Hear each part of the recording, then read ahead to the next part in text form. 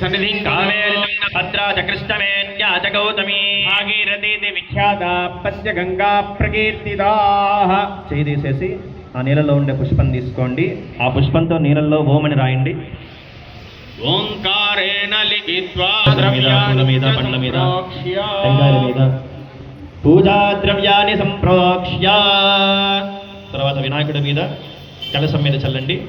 దేవం సంప్రోక్ష్య తర్వాత మీ మీద చల్లుకోండి.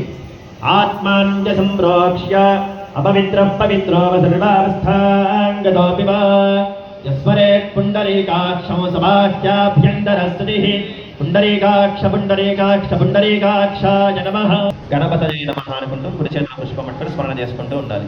ధ్యానం శివతనయ విరిష్టం సర్వకళ్యాణమూర్తిం పరశకమలహస్తం భూషితం పాదకేన అరుణకుశమాలాభ్యాలంబోతరంతం మమ హృదయ నివాసం శ్రీ గణేశం నమామి.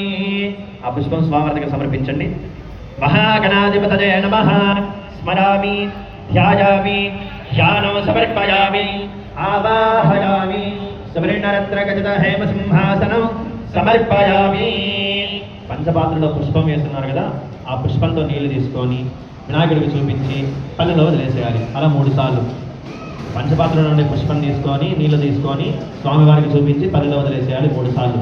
మహాగణాధిపతయే నమః పాదయోః పాద్యం సమర్పయామి హస్తయోః సమర్పయామి ఆచమనీయం సమర్పయామి 3 సార్లు చూపించి వదిలేసిన తర్వాత మళ్ళీ పుష్పంతో నీళ్లు తీసుకొని